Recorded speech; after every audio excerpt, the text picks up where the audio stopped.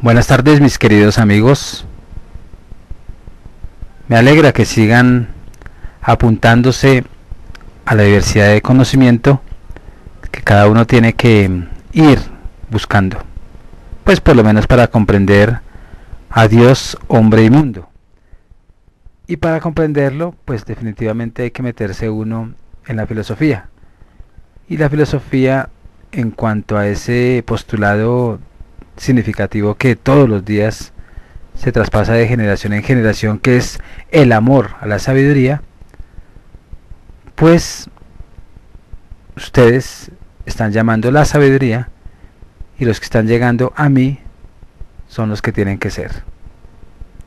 Vamos a continuar con ese materialismo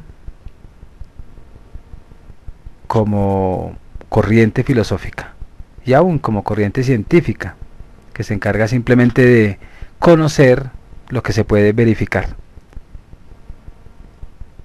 Y hay un interrogante que dice, pues, ¿por qué hay que estudiar el materialismo? Pues para poder entender al mundo, por lo menos, al hombre, y posiblemente para entender al Dios de cada uno. Y hemos visto que para responder a, yo no sé si es un problema o es un interrogante o en sí el materialismo es simplemente una creencia. Y tenemos que saber también pues cuáles son, o preguntarnos más bien cuáles son las relaciones entre el ser y el pensamiento. Y no puede haber más que dos respuestas opuestas y contradictorias, puesto que el ser es la materia y el pensamiento es lo inmaterial.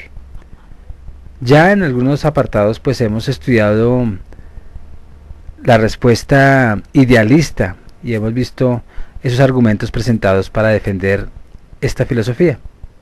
Nos falta pues examinar la segunda respuesta a este problema y que es fundamental. Y repetimos como problema pues que se encuentra en la base de toda filosofía. A ver cuáles son esos argumentos que el materialismo aporta en su defensa.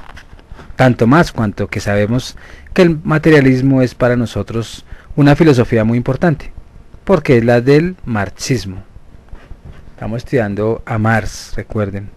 Y así pues consideramos indispensable conocer muy bien el materialismo. Y debemos hacerlo sobre todo porque las concepciones de esa filosofía pues son muy mal conocidas y han sido falsificadas. Entonces debemos hacerlo también porque por nuestra educación o por la instrucción que hemos recibido, sea primaria o desarrollada, por nuestros hábitos de vivir y de razonar, o todos más o menos sin darnos cuenta, pues estamos impregnados de concepciones idealistas, por lo que es pues una necesidad absoluta para aquellos que quieren estudiar el marxismo, pues conocer su base, el materialismo.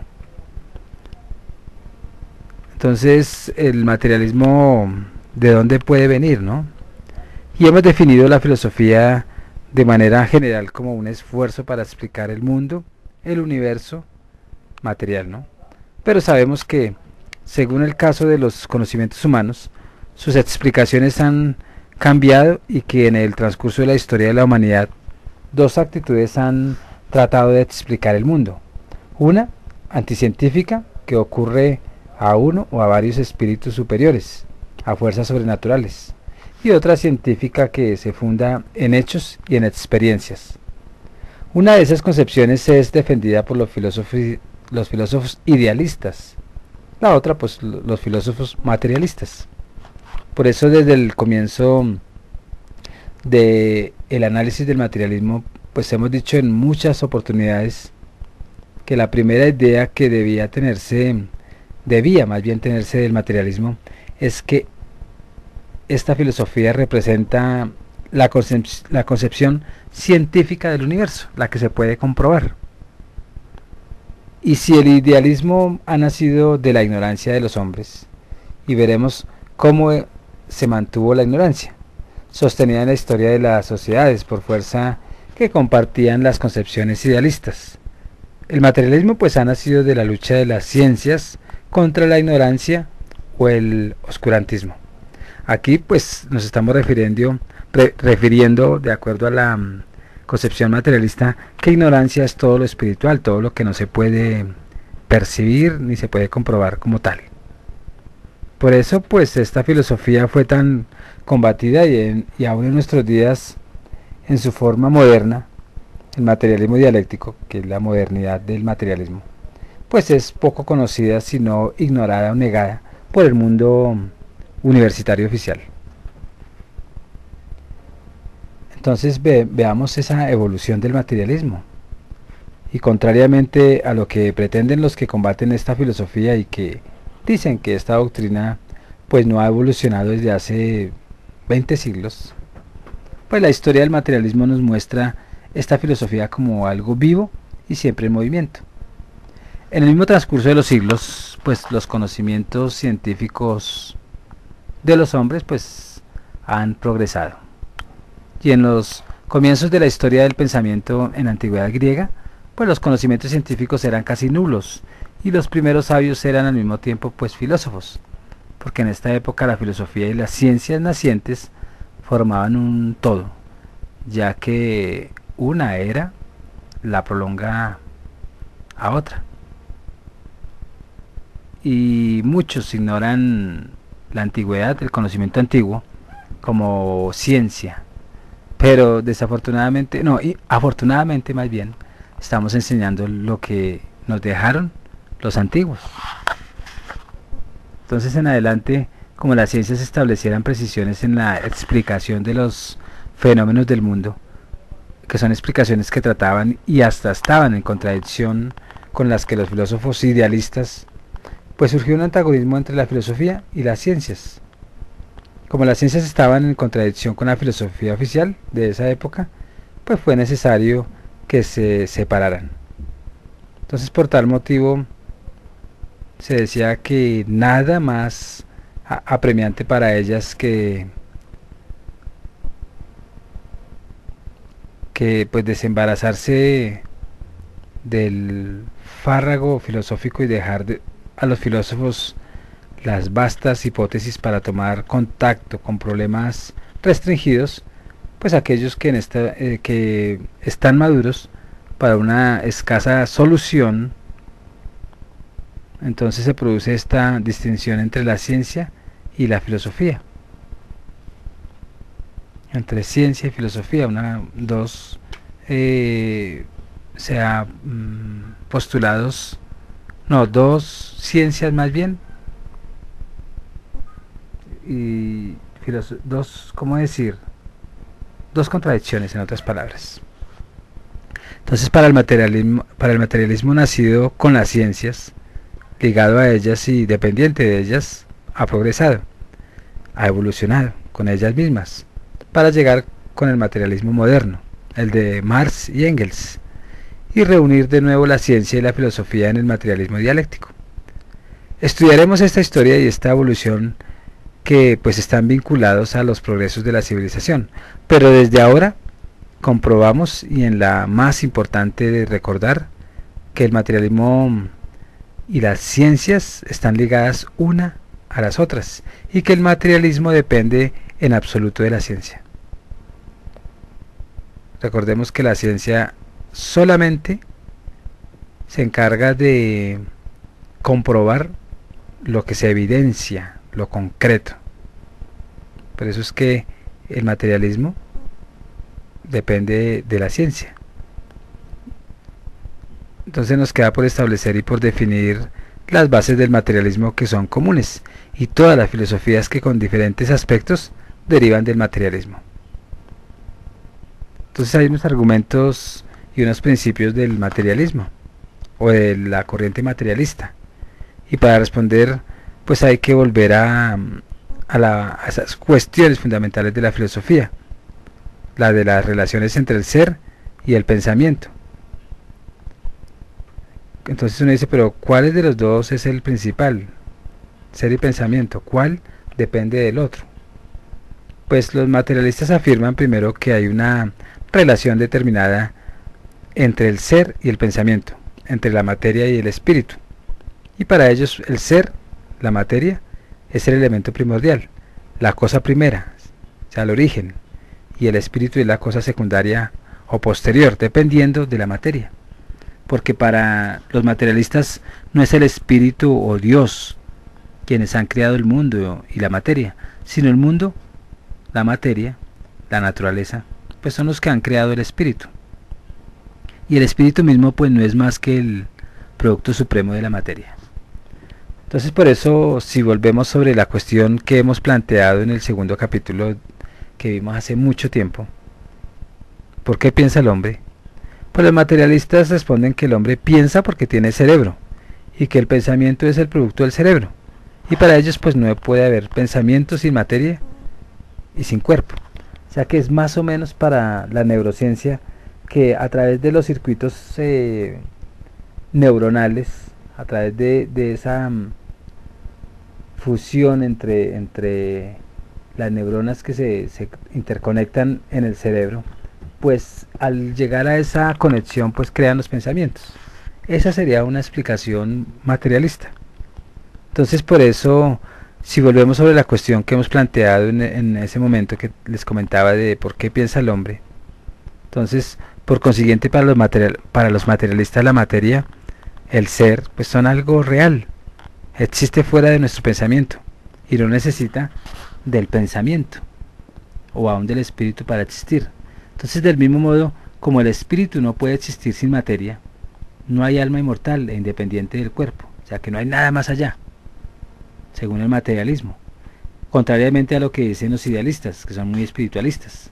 Entonces las cosas que nos rodean pues existen independientemente de nosotros, y son ellas las que nos dan nuestros pensamientos, y nuestras ideas pues no son más que el reflejo de las cosas en nuestro cerebro. En el materialismo, en el idealismo pues nosotros somos un pensamiento, o somos pensados, o somos creados por la idea más bien. Entonces por eso ante el segundo aspecto de la cuestión de las relaciones del ser y del pensamiento, podríamos decir y preguntarnos qué relación guardan nuestros pensamientos acerca del mundo que nos rodea con ese mismo mundo. ¿Es nuestro pensamiento capaz de conocer el mundo real? ¿Podemos nosotros en nuestras ideas y conceptos acerca del mundo real pues formarnos una imagen refleja exacta de la realidad? Entonces en el lenguaje filosófico pues estas preguntas se conocen con el nombre de problemas de la identidad entre el pensar y el ser, y es contestada afirmativamente para la gran mayoría de los filósofos.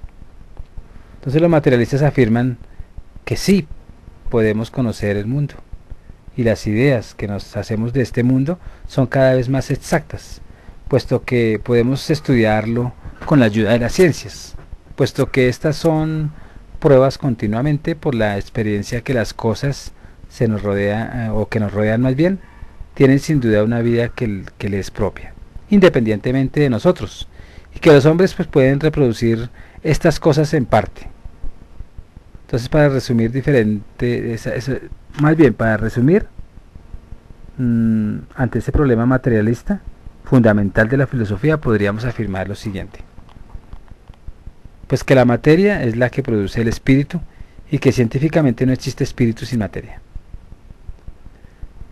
También podríamos decir que la materia existe fuera de todo espíritu y que no necesita espíritu para existir, pues tiene una existencia que le es particular y que por consiguiente, contrariamente a lo que dicen los idealistas, no son nuestras ideas las que crean las cosas, sino por el contrario son las cosas las que nos dan las ideas. También se dice que somos capaces de conocer el mundo y que las ideas que nos hacemos de la materia y del mundo son cada vez más exactas, puesto que con ayuda de las ciencias podemos determinar pues lo que ya conocemos y descubrir lo que ignoramos. Porque así como en una época era mucha mitología de los dioses, de los fenómenos naturales, pues ya la ciencia dice, no, los fenómenos naturales se presentan por tal cosa. Y si uno se da cuenta, ellos le dan una explicación química, una explicación de fusiones de circunstancias materiales para dar ese resultado de, por ejemplo, la tormenta.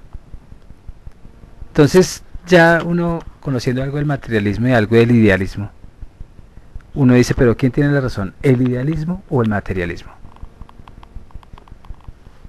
Pues toda vez pues que hemos examinado la tesis de los idealistas y de los materialistas, pues vamos a tratar de saber en cuál de ellas está la razón.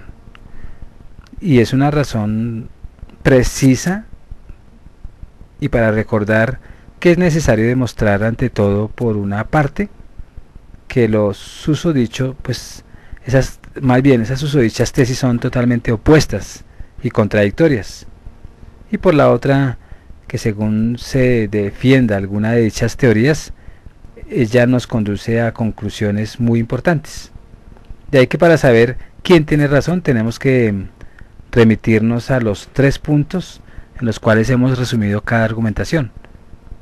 Los idealistas afirman por lo menos que el espíritu es el que crea la materia. También dicen que la materia no existe fuera de nuestro pensamiento, que para nosotros solo es una ilusión. O sea, la materia es una ilusión. Que nuestras ideas son las que crean las cosas. Pero los materialistas afirman exactamente lo contrario. Por lo tanto, pues creemos que debemos estudiar en primer lugar lo que entra en el dominio del sentido común y que más nos llama la atención. Entonces podríamos decir que es verdad que el mundo no existe más que en nuestro pensamiento, o sea, según el sentido común. O también podríamos decir o preguntarnos, ¿es verdad que son nuestras ideas las que crean las cosas? Y hay aquí 2 argumentos mantenidos por el idealismo inmaterialista de Berkeley, cuyas conclusiones pues conducen, como en todas las teologías, a nuestra tercera cuestión. ¿Es verdad que el espíritu crea la materia? Estas son preguntas sumamente importantes porque están relacionadas con ese problema fundamental de la filosofía. Por tanto, pues, ¿cómo decir? Discutiéndolas, pues vamos a saber quién posee la razón. Y nos daremos cuenta que son particularmente interesantes para los materialistas, en el sentido de que las soluciones que dan son comunes a todos los filósofos materialistas.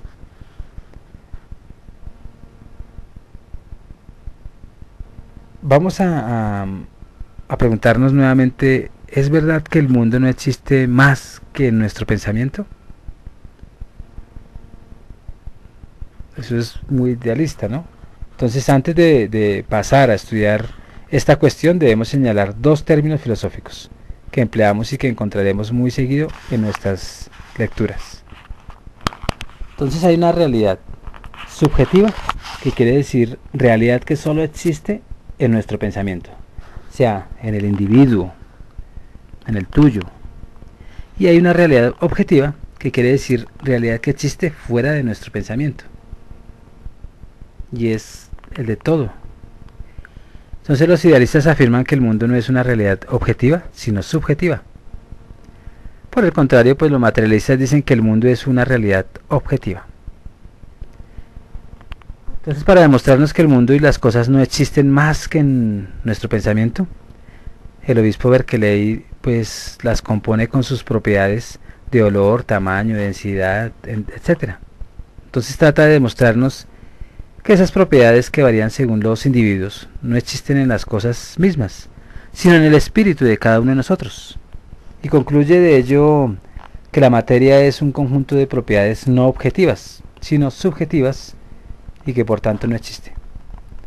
Si regresamos al ejemplo del Sol, Berkeley nos presenta, si creemos en la realidad objetiva del disco rojo, y nos demuestra con su sistema de discusión de las propiedades, pues que el Sol no es rojo, ni es un disco, pues resulta que el Sol no es una realidad objetiva, porque no existe por sí mismo, sino que es una simple realidad subjetiva, puesto que existe en nuestro pensamiento. Entonces los materialistas afirman por otra parte que el Sol existe, y no porque lo observamos como un disco plano y rojo, porque esto es el realismo ingenuo de los niños y de los primeros hombres, pues que solo tenían sus sentidos para verificar la realidad, sino que afirman que el solo el sol pues existe invocando la ciencia, la cual nos permite rectificar los errores en que nuestros sentidos nos hacen caer. Sin embargo, pues debemos, en este ejemplo del sol, plantear claramente la pregunta. Y con Berkeley pues diremos que el sol no es un disco y que no es rojo, pero no aceptamos las conclusiones o sus conclusiones. Entonces la negación del sol como realidad objetiva es que el materialismo la explica. Y no discutimos las propiedades de las cosas, sino su existencia. Tampoco discutimos para saber si nuestros sentidos nos engañan y deforman la realidad material, sino si esta realidad existe fuera de nuestros sentidos. Entonces podríamos decir que los materialistas afirman la existencia de una realidad fuera de nosotros y aducen argumentos que son la ciencia misma. ¿Qué hacen los idealistas para demostrarnos que tienen razón? Pues discuten acerca de las palabras, pronuncian elocuentemente discursos, escriben numerosas páginas. Esto pues desde el materialismo pues es mierda. Así es, así de fácil. Porque como las dos cosas se contraponen cada nada, entonces supongamos por un momento que tengan razón. Y si el mundo no existe más que nuestro pensamiento, ¿no ha existido el mundo antes de los hombres? Sabemos que sobra pues que esto es falso, porque la ciencia nos muestra que el hombre apareció mucho después sobre la tierra, y algunos idealistas nos arguirán entonces que antes de aparecer el hombre pues había animales y que podía haberlos el pensamiento. Pero sabemos también que antes de los animales existía la tierra inhabitable, por lo que ninguna vida orgánica era posible. Otros pues añadirán que aun cuando únicamente existiera el sistema solar y el hombre no existiera, el pensamiento, el espíritu, existirá un Dios. Y así llegamos a la forma suprema que nos presenta el idealismo. Entonces tenemos pues que elegir entre Dios y la ciencia. El idealismo pues naturalmente no puede sostenerse sin Dios, y por tanto Dios no puede existir sin el idealismo. Entonces aquí exactamente cómo se plantea el problema del idealismo y del materialismo. ¿Quién tiene la razón? ¿Dios o la ciencia? En efecto, pues Dios es un puro espíritu creador de la materia, una afirmación sin pruebas científicas materiales. La ciencia pues va a demostrarnos por otra parte, es decir, por la práctica y la experiencia, que el mundo es una realidad objetiva y va a permitirnos contestar todas esas preguntas. Entonces ahí viene una que sí podría ser verdad, que nuestras ideas crean las cosas. Entonces tenemos por ejemplo un autobús que pasa en el momento en que atravesamos la calle, en compañía de un idealista con quien controvertimos si las cosas son en realidad objetivas o subjetivas, y si es verdad que son nuestras propias ideas las que crean las cosas. Pues no cabe duda que si no queremos ser atropellados, pues tenemos que poner mucha atención, porque en la práctica el idealista se ve obligado a reconocer la existencia del autobús. Claro que para él prácticamente no hay diferencia entre el autobús objetivo y un autobús subjetivo. Y esto es tan verdad que la práctica demuestra que los idealistas en la vida son materialistas. Los dos tienen que estar ligados, eso no es de separarlos tampoco. Entonces, en este tema pues también podríamos citar numerosos ejemplos en los cuales los filósofos idealistas y los que sostienen esta filosofía pues no desprecian algunas bases objetivas para conseguir lo que para ellos no es más que una realidad subjetiva. Por eso no existe ya nadie que afirme, como lo hace Berkeley, que el mundo no existe. Los argumentos son ahora mucho más sutiles y menos visibles. Consultar como un ejemplo de la forma de argumentar a los idealistas el descubrimiento de los elementos del mundo es en el libro de Lenin, Materialismo y Empiriocriticismo. De esta manera, pues según la palabra de Lenin, criterios de la práctica nos permite confundir a los idealistas. Ellos, por otra parte, pues no dejarán de afirmar que la teoría y la práctica no corren parejas, sino que son dos cosas totalmente diferentes. Más es cierto, si una concepción es exacta o falsa, pues solo lo demostrará la práctica y la experiencia. El ejemplo del autobús pues demuestra que el mundo tiene una realidad objetiva, que no es una ilusión creada por nuestro espíritu. Y así las cosas no nos quedan por ver ahora, puesto que la teoría del inmaterialismo de Berkeley pues no puede mantenerse frente a la ciencia, y el mismo criterio de la práctica, si, ¿cómo decir? El mismo criterio de la práctica pues rompe con el idealismo. Entonces la afirmación de todas las conclusiones de las filosofías idealistas, de las religiones y de las teologías, pues el espíritu crea la materia. Las dos concepciones uno las estudia y son muy interesantes. Lo importante es no volverse uno un fundamentalista tirando a un extremo, porque entonces se vuelve enemigo del otro y hasta mata. Y eso ya lo he dicho varias veces. Entonces ya se está conciliando hoy en día los dos, porque ya los dos están ligados. No puede el uno sin el otro existir. Entonces, ¿qué podríamos decir si el espíritu creara la materia? Pues es evidente que para los idealistas, cosa que ya hemos comprobado más arriba en lo que se ha dicho, pues la manifestación suprema del espíritu es Dios, y es la respuesta final.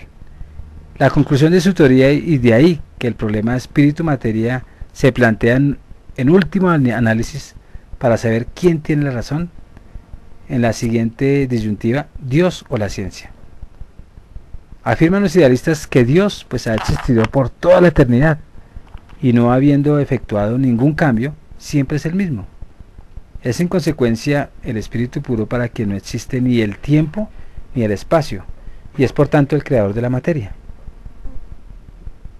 Estaba tan aburrido pues que le dio crear materia.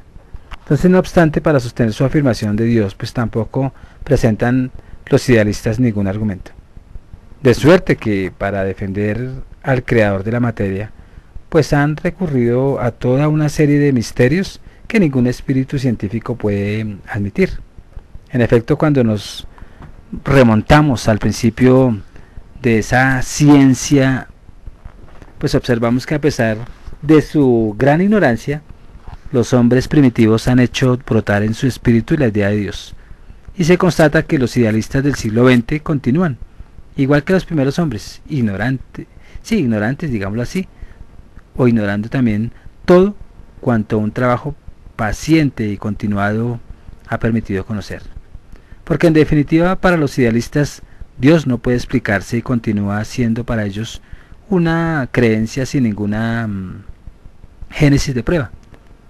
De ahí que cuando los idealistas pretenden probarnos la necesidad de una creación del mundo, afirmando que la materia no ha existido siempre y que sin duda pues ha definido nacer, lo que en realidad nos explica que es Dios, o que Dios jamás tuvo comienzo, pero que sí de la nada Él hizo la materia.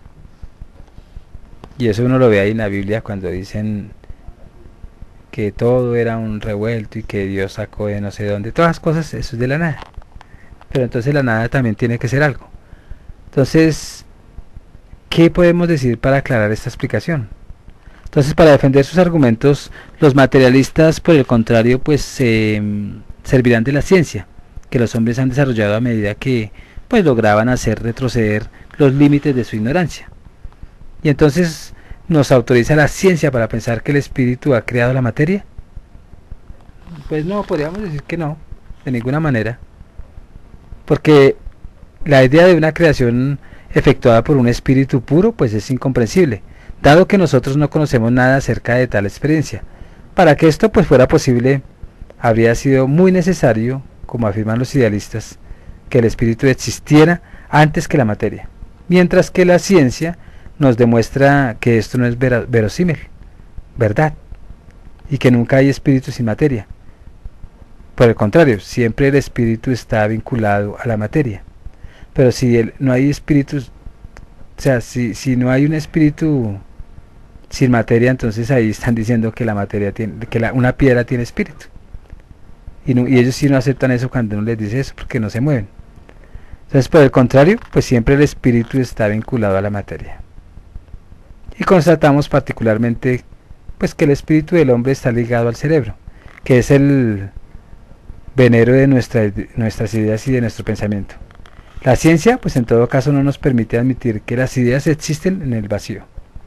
En efecto, pues sería necesario, por tanto, que ese espíritu de Dios, para que pudiera existir, tuviera un cerebro.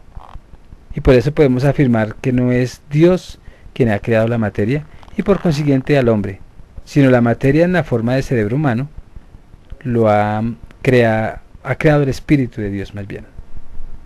Entonces más adelante veremos si la ciencia nos ofrece esa posibilidad de aceptar un Dios o creer en algo sobre la cual el tiempo no haría efecto y para la cual el espacio, el movimiento y el cambio no existirían.